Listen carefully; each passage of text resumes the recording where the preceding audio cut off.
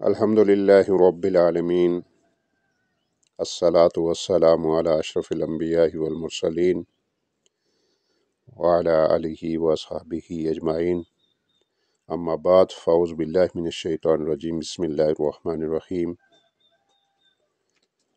معزز سامعین کرام السلام علیکم ورحمۃ اللہ وبرکاتہ۔ کافی دنوں کے وقفے کے بعد دوبارہ آپ کی خدمت میں حاضر ہوں۔ اللہ سے دعا ہے کہ اللہ تعالی ہمیں مطالعہ حدیث کے اس سلسلے کو جاری و ساری رکھنے کی توفیق عطا فرمائے۔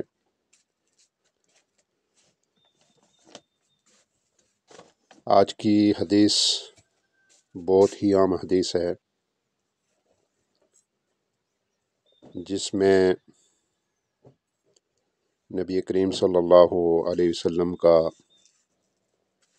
اپنی امت کے حوالے سے درد اور غم اور پریشانی موجود ہے۔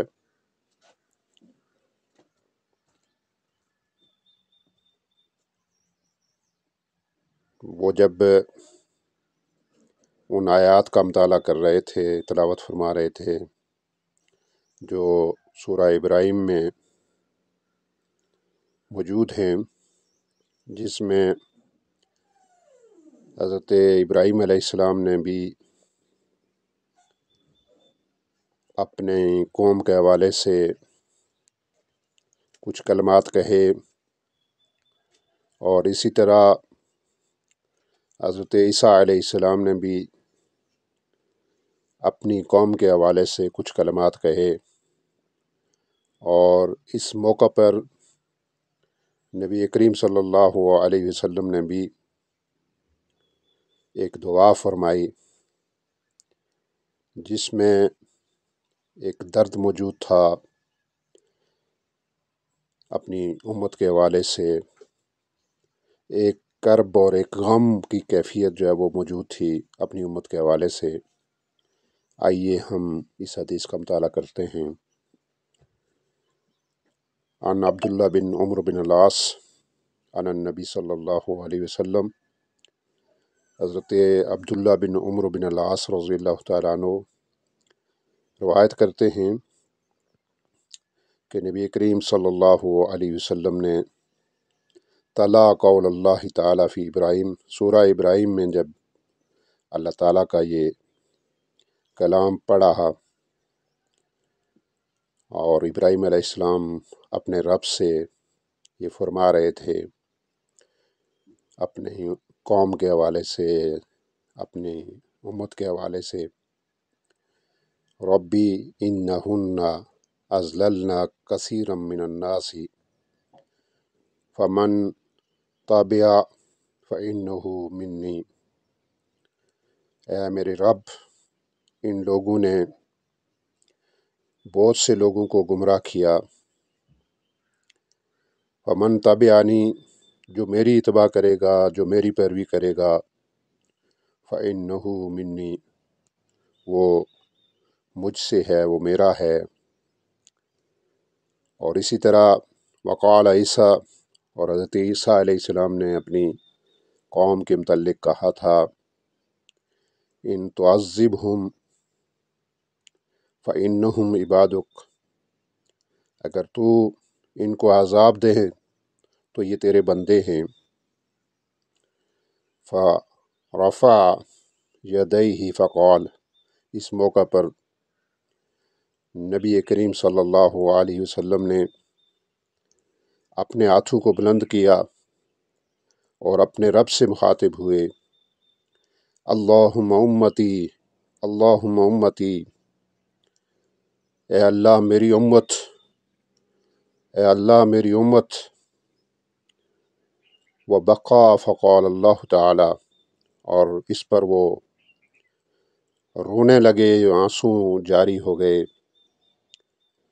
فقال اللہ تعالی، اس موقع پر اللہ تعالیٰ نے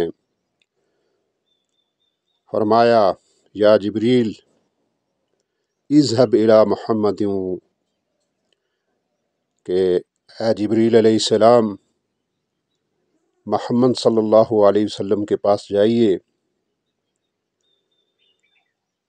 وَرَبُّكَ عَالَمُ فَاسْأَلْهُ مَا يُبْقِي، کہ محمد، اس کا رب یہ جانتا ہے، فَاسْأَلُهُ، اور اس سے پوچھئے، ما یبقیہ، کس چیز نے اسے رلا دیا۔ فاتاہ جبرائیل، جبرائیل علیہ السلام آئے، فَاسْأَلُوهُ، اور نبی کریم صلی اللہ علیہ وسلم سے پوچھا، فَأَخْبِرْهُ رسول اللہ صلی اللہ علیہ وسلم، اور رسول اللہ صلی اللہ علیہ وسلم نے ان کو بتا دیا کہ وہ کس وجہ سے غمگین ہیں، پریشان ہیں، اور حضرت جبرائیل علیہ السلام نبی صلی اللہ علیہ وسلم کا پیغام لے کر اللہ کے حضور حاضر ہوتے ہیں۔ وقال اللہ لجبریل، اللہ تعالیٰ حضرت جبریل علیہ السلام سے فرماتے ہیں، اذهب الی محمد، دوبارہ حضرت محمد صلی اللہ علیہ وسلم کے پاس جائیے، فقل، اور اسے بتائیے، اسے کہہ دیجئے،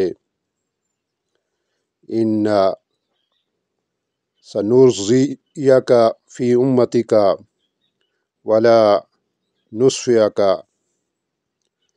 کہ میں تمہیں اپنی امت کے متعلق تمہیں راضی کروں گا، اور تمہیں غمگین نہیں کروں گا، پریشان نہیں کروں گا۔ اس حدیث میں دو انبیاء کرام علیہ السلام نے اپنی قوم کے حوالے سے اپنے رب سے مخاطب ہوئے۔ حضرت ابراہیم علیہ السلام اپنے رب سے مخاطب ہو کر کہتے ہیں کہ ان میں سے بہت سے لوگوں نے دوسرے لوگوں کو گمراہ کیا ہے، اور جو کوئی میری اتباع کرے گا، جو میری پیروی کرے گا، فَإِنَّهُ مِنِّي، وہ مجھ سے ہے، وہ میرا امتی ہے، میرا ساتھی ہے، میرا پیروکار ہے۔ اور حضرت عیسیٰ علیہ السلام نے یہ کہا کہ ان تعذبہم فإنہم عبادک، اگر تو ان کو عذاب دے تو یہ تیرے بندے ہیں۔ لیکن نبی کریم صلی اللہ علیہ وسلم نے اس موقع پر اپنے ہاتھوں کو بلند کیا، اور ایک کرب کی کیفیت سے گزرتے ہوئے اپنے رب سے مخاطب ہوئے، اللہم امتی، اللہم امتی، اے اللہ میری امت، اے اللہ میری امت، وبقا، اور پھر راز و قطار رونے لگے۔ اللہ تعالیٰ نے حضرت جبرائیل علیہ السلام کو بھیجا، حالانکہ اللہ جانتا ہے، اور پوچھا کہ محمد صلی اللہ علیہ وسلم سے پوچھئے کہ وہ کیوں غمگین ہیں، کیوں پریشان ہیں، کیوں رو رہے ہیں۔ تو حضرت جبرائیل علیہ السلام حضور کے پاس تشریف لائے، اور آپ سے پوچھا کہ آپ کیوں غمزدہ ہیں، کیوں رو رہے ہیں، کس چیز نے آپ کو رلایا ہے۔ تو آپ صلی اللہ علیہ وسلم نے وہ بات بتا دی، اور پھر حضرت جبرائیل اللہ کے حضور حاضر ہوئے، اور پھر اللہ تعالیٰ نے جبرائیل علیہ السلام کو حکم دیا کہ آپ جائیے، دوبارہ محمد صلی اللہ علیہ وسلم کے پاس جائیے، اور ان سے کہہ دیجئے کہ میں تمہیں اپنی امت کے متعلق راضی کروں گا، اور تجھے غمگین نہیں کروں گا، پریشان نہیں کروں گا۔ یوں اس حدیث کے اندر نبی صلی اللہ علیہ وسلم اپنی امت کے لیے فکر مند نظر آتے ہیں، بےتاب نظر آتے ہیں کہ میری امت کا کیا بنے گا، میری امت کی بخشش کیسے ہوگی۔ تو ہماری بھی یہ ذمہ داری بنتی ہے کہ نبی کریم صلی اللہ علیہ وسلم نے جس درد کے ساتھ، جس کیفیت کے ساتھ ہماری بات کی ہے اللہ سے، تو ہمیں بھی چاہیے کہ ہم نبی صلی اللہ علیہ وسلم کی اتباع اور پیروی کریں۔ وآخر الدعوانا الحمدللہ رب العالمین۔